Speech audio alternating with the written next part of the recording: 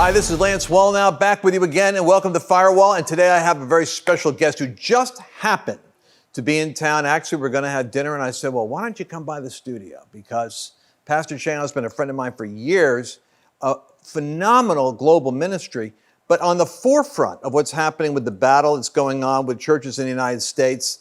It seems prophetically right that this would be what you're doing, because for years you've pioneered a message about apostolic Christianity. That's right. And really it was Jesus talking to the apostles. He said, you'll be brought before rulers and governors. And I always thought, if you've really got it, you end up on a collision course with what's going on in governance. Yeah, absolutely. And of course, Peter Wagner, both our spiritual dad, taught us about the apostolic ministry and really encouraged me. And also Cindy Jacobs. You know, I was just pastoring a church and she prophesied to me, I've called you to be an apostle, says the Lord, and you'll be like Abraham, a father of many, and you will have churches in every single continent. And by God's grace, since 1996, we're now in 70 nations. But the Lord spoke to me in 2018 to turn my heart back to the United States, not knowing that I was going to be senior pastor again in 2019, not knowing that I'll end up suing the governor of California in 2020. And your focus was on churches, and it was on planting churches. It was missions. It was planting churches internationally. That was our whole thing, to establish apostolic centers in world-class cities around the world. And so we have booming ministries in India, for example, 20,000 plus in Uttar Pradesh, one of the most unreached parts of India. And so we're so excited about what God's doing there, and the Philippines, Kenya. I mean, we're all over, 70 nations. But the Lord had something special for the United States, and he called me back to the United States in 2018 through another prophetic word from Ed Savoso. He called me up and said, I need to meet with you, and I'm willing to fly from San Jose down to Pasadena just to deliver this word.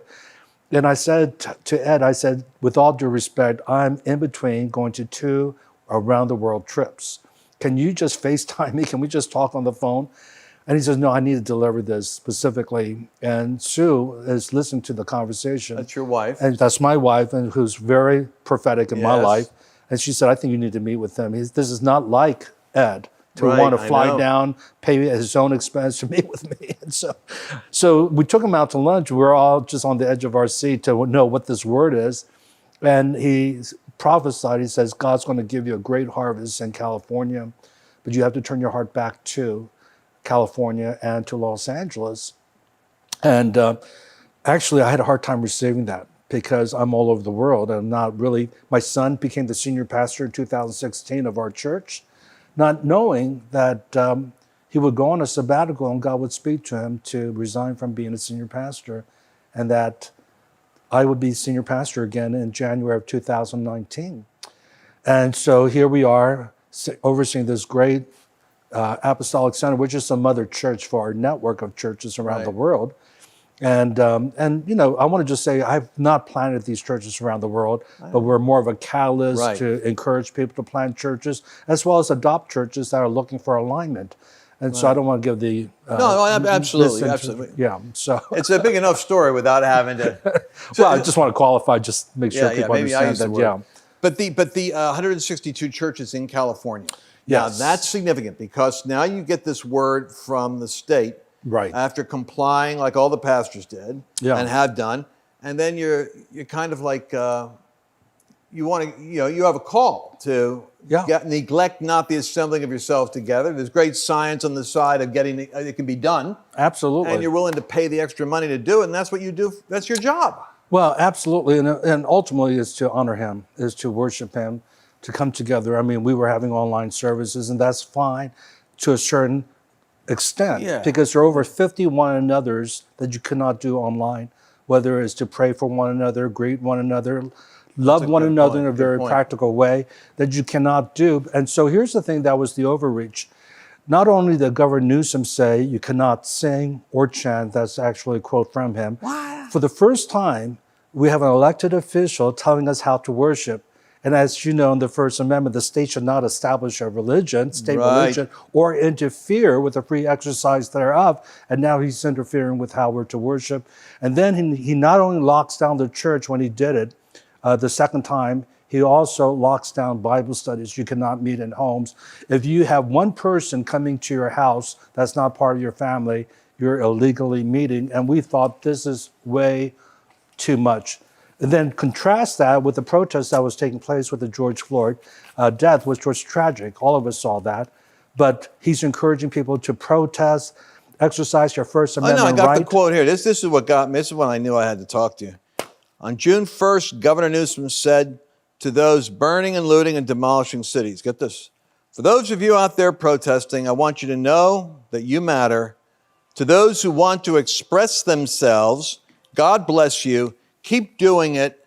Your rage is real. So he's got a God bless you for the protesters. Right. And well, you know, it is a religion. You know, I believe socialism is not just an economic philosophy. It's become an ideology. It's become a religion. It is. And of course, Marxism is religion, the root of it. And so it's that the state becomes God and you become God. It's you know, it's really going back to the Garden of Eden, that, you know, eating of the tree of the knowledge of good and evil. Right. And you'll be like God. And so that temptation is always there.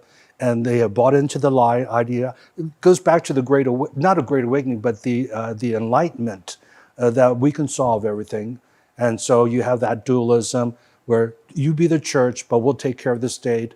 We're smarter. We know how to run government. We know how to do business. And so that came in, the separation of church and state kind of mentality came in during that Enlightenment period, which led, of course, to the French Revolution. Yeah, that really worked out well for France. Yeah, right. And every place where socialism has gone, of course, is ruined. Whatever the left touches, it just ruins.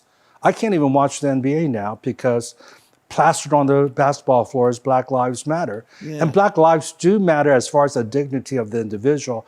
But the organization, you and I know, the founders are Marxists, and it just ruins everything. They're in cahoots with China.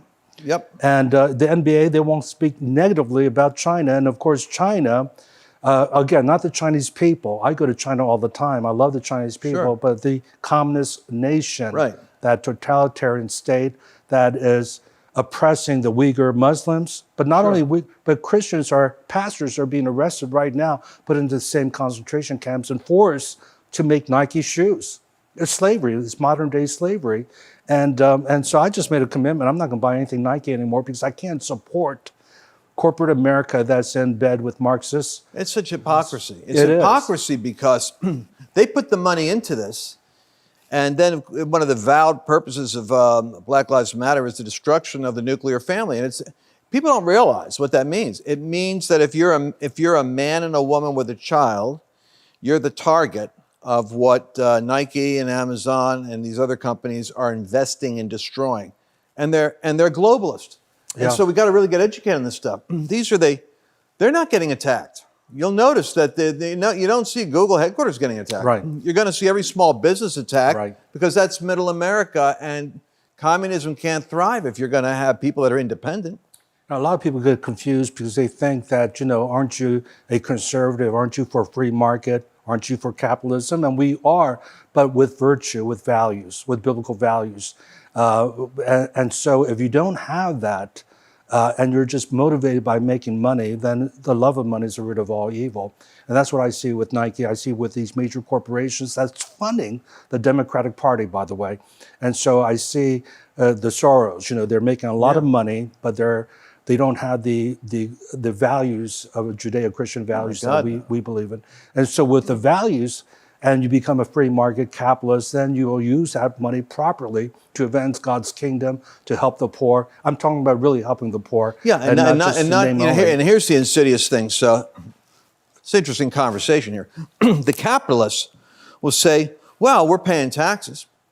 And you see what the government does with your tax money. It's so efficient and it's helpful. It's a waste of money. So the taxes are going to the government, which expands the bureaucracy.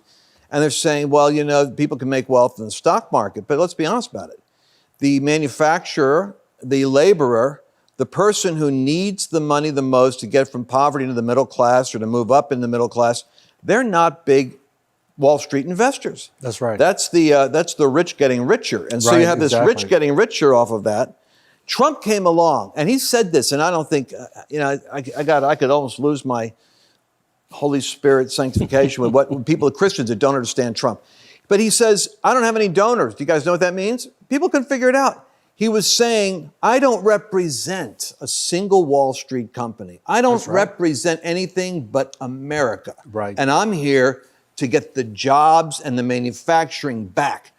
The reason why these guys are paying Black Lives Matter to go riot and Antifa is getting funded by somebody is because the anarchy helps, they think, to help get Trump out of office. They can go back to business as usual. Oh, yeah.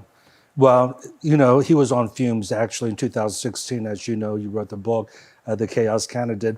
He was just getting money from blue collar workers that were supporting him.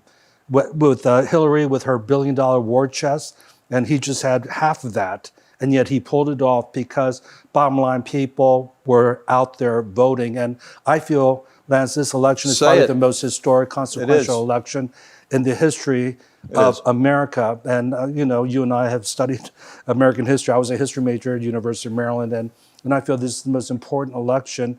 And I just want to appeal to believers, evangelical believers. We missed it on the 2018, like 20 million evangelical voters did not show up, and we lost a House, and they've been impeaching. And 20 million didn't show up, and we still have 25 or 30 that are not registered to vote. That's right.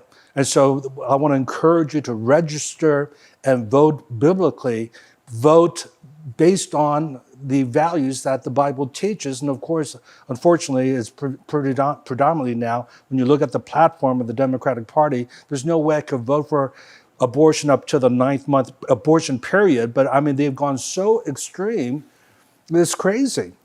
I mean, we're talking about infanticide, you know? Yeah, I mean, it's like it's a child. It is a child. It's a child. And we know with modern medicine that a child can live after 3 months outside of the womb. And yet up to the 9th month or the 8th month, you want to take that life.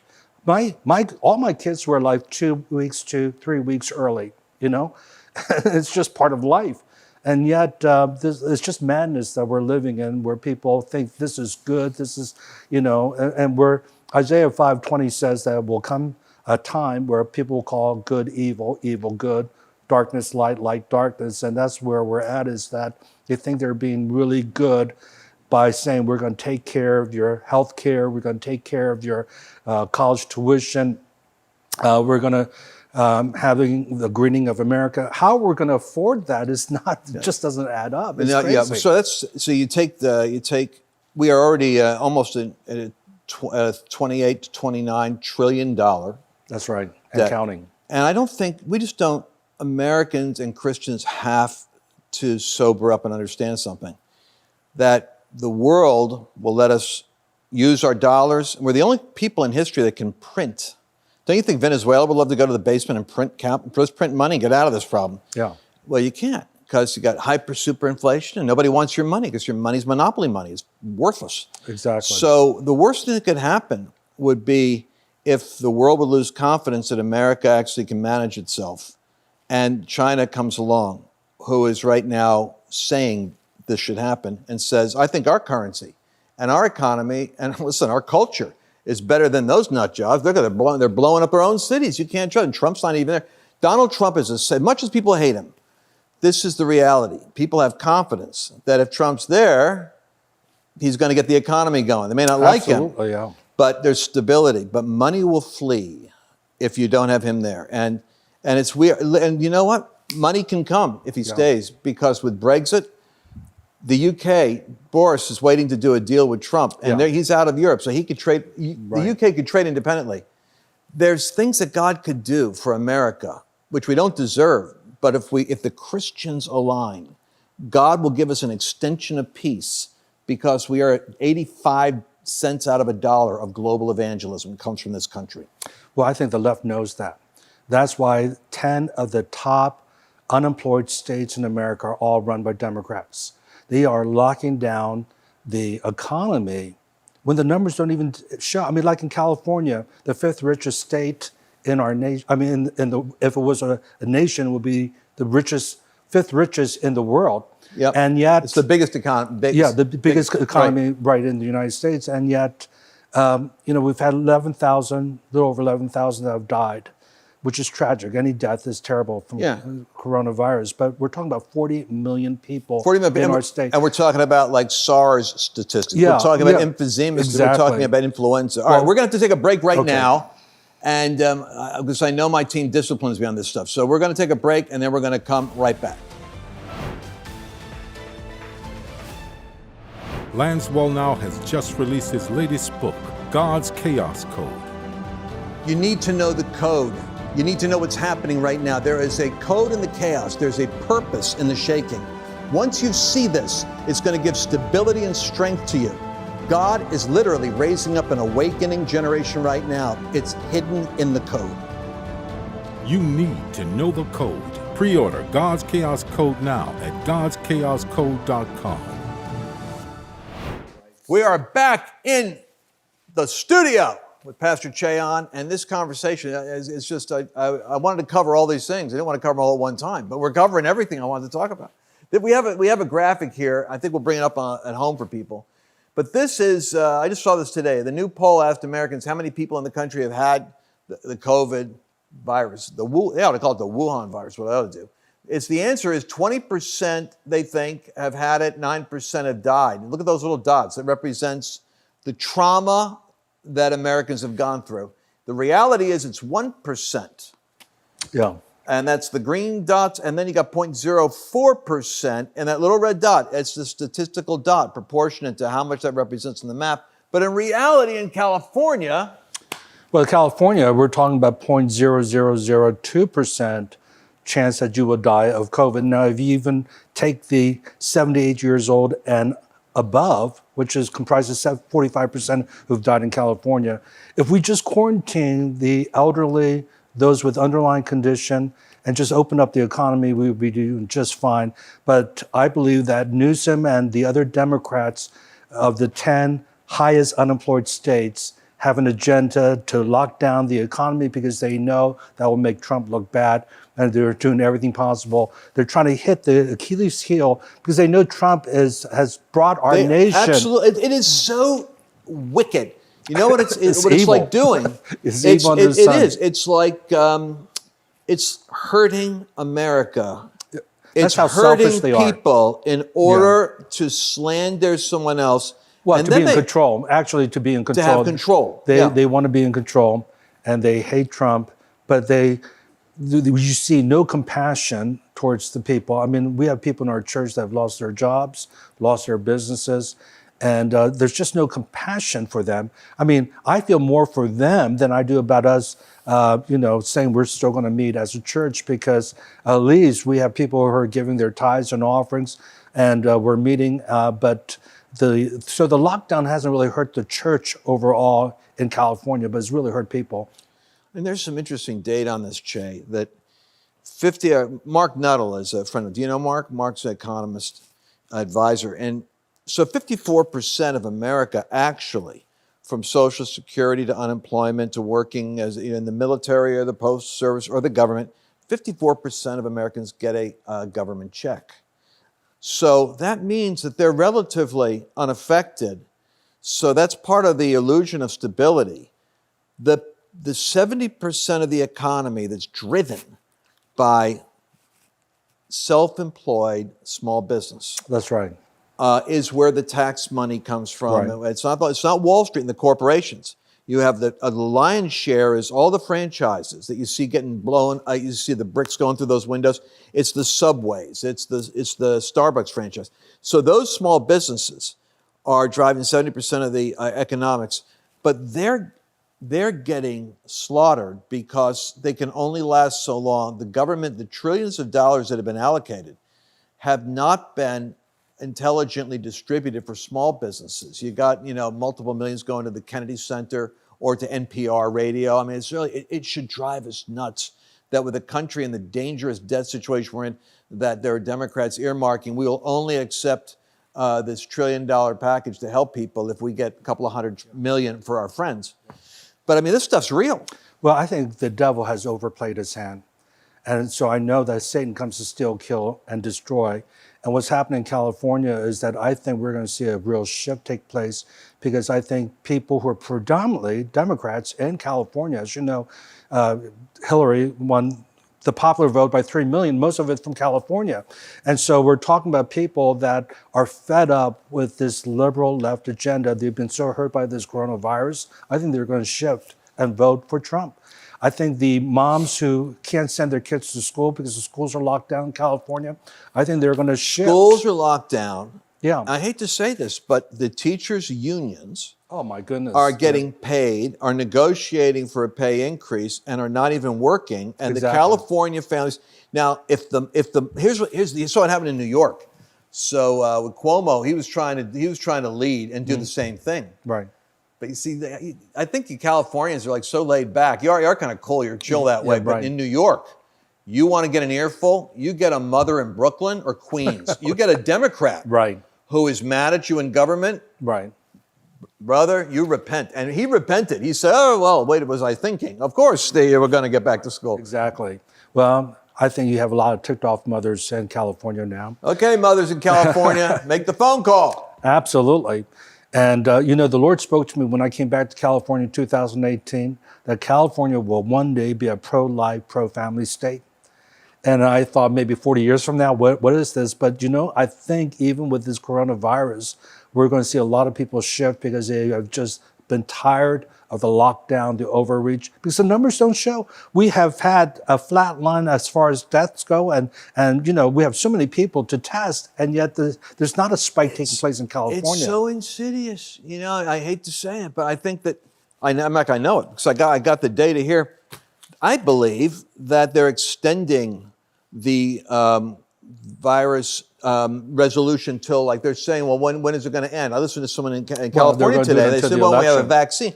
We don't have a vaccine for anything else, and you're not shutting down the economy. Exactly. So it's becoming a tool for control. Yeah. It's becoming a tool, I think, to block people from being able to go to polling stations so that they can control the ballot box by mail. And here's the biggest lies. They're saying we're going by science, by data. And even Joe Biden said, if the scientists tell me, I'll lock down as soon as I become president to deal with this. But, you know, there are other scientists, like psychologists and psychiatrists. What about mental health? What about the suicides that are taking place, the drug overdose, alcoholism? What about domestic violence, child abuse that are taking place? As a pastor, things are off the charts of counseling needs. And there's a ratio. And I'm listening to a progressive liberal today. Yeah. Who was on the video. Actually, it was a lesbian progressive liberal, and she's talking with Bob McCoy. She's on his team because she's furious at what the government's doing. And she said she's in therapy. She works with a therapist, and that for every $10 million of financial burden in the country, there is a corresponding suicide ratio. So debt and distress, which, you know, from the opioid crisis was, it hit the manufacturing part of America, the Rust Belt, massively because of the depression that people were under, coping when they're unemployed, have no money, have no self-respect, and no purpose. Right, exactly. I mean, it was bad in 2008. This is much worse. And so we're seeing the overdose. I mean, Washington Post had an article about the percentage of people who have died from overdose, drug overdose, since the COVID-19, since the lockdown. And it's just like every month is doubling since like April.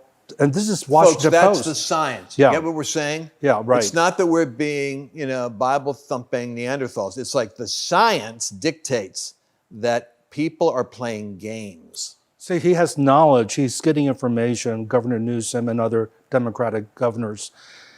But they don't have wisdom, because it's more than just, you know, going based on some scientist, some medical doctor. You have to take everything into account. And of course, this lockdown has been so damaging. I feel people need to rise up. Their civil rights have been abused. Well, yeah, and besides this, science would say, take a look at Sweden. Yeah. Take a look at the countries that said, the heck with this. We're just going to we're going to take our older people, quarantine them. Exactly. We're going to have social distancing. We'll do the sanitizing thing, but we're business open up. And compare them to like Norway or to other countries that follow. You know, even in our churches, we have 160 churches in ministry now. One person have died of COVID. We've had some that did get COVID in one particular church, the pastor and the staff, but they all survived. we've not had one case in our church as well, because what we've done is that, look, it's not like we're just meeting haphazardly. We mitigate, we encourage all those with underlying condition, no matter what age, stay at home. We take everyone's temperature as they come into the building for worship. They're wearing masks. Pay attention to this. So this is what they go through. And by the way, they have a phenomenal. You have the Ambassador Auditorium. Ambassador Auditorium. I mean, this is where I always say, I'm always advertising for you. This is where Frank Sinatra and Celine Dion sang here. This is the symphony's been here. Pavarotti, I even watch episodes before... of Columbo. I'm looking at I'm going, Annabelle, look, I filmed that at Che's place. That's right. Frank Sinatra sang there. Pavarotti, before he passed away, he did his last solo opera there. It's like an opera with gold baffles and emerald wall, and the world's longest singular mahogany, rail on a stair. Anyway, so what do you got to go through to get people in church? Well, we have to sanitize the whole building. We're the expense of opening that place up. So it's actually a hassle to meet, but we feel that we're pleasing God, we're honoring Him, and hopefully we're taking a prophetic stand to encourage other pastors. Because here's the point I want to make. 2 Timothy 1:7, we quote it all the time. God's not given us a spirit of fear, but power, love, and a sound mind. That word fear is not the normal Greek word, which is phobia, used in other passages. It is the Greek word dileia, which means cowardice, being a coward. I want to hold on that thought right there. God hasn't given us a spirit of cowardice. He's given us a spirit of power, love, and a sound mind. Yeah. And we're going to do part 2. We're going to do a 2-part interview because there's too much to talk about here, but I'm going to be seeing you again next on our next Firewall. As a pandemic wreaks havoc and angry mobs burn our cities, Lance Wallnau explains why this is happening and takes you into the ancient text he describes as God's Chaos Code. This is the exciting sequel to Lance's best-selling book, God's Chaos Candidate, where he predicted Donald Trump would be president. God's Chaos Code predicts this exact moment in history and what is coming next. When you're in the midst of shaking and uncertainty, the one thing that can give you confidence is knowing what God has said about the time that you're in. If the Lord tells you ahead of time what's going to happen, you can be certain things are going to be working out. The Lord has given us that code in the Bible. He's told us what's coming in America, what's coming to the nations. He's literally given us the chaos code. We can understand what's happening and be awakened in the midst of it. You need to understand and get this chaos code. You need to know the code. Pre-order God's Chaos Code now at godschaoscode.com. People are always asking me, how do we get in touch with you? Or how do we find out about what you're doing and broadcast? Well, here's the fastest way to do it. We're on Instagram and Facebook. We have a YouTube channel. And we have podcasts that are available on Google Play and on Apple iTunes. So remember, it's Lance Wallnau. The spelling's a little strange, Wallnau. And we're available on all the platforms you could possibly want. Just check us out. On next week's episode of Firewall with Lance Wallnau. So you have all these mega churches. I don't want to cast aspersion on them. I won't mention their name. But they're afraid. They're afraid. And this is where I feel that we need revival. Thank you for watching today's episode of Firewall with Lance Wallnau. For more information, visit lancewallnau.com.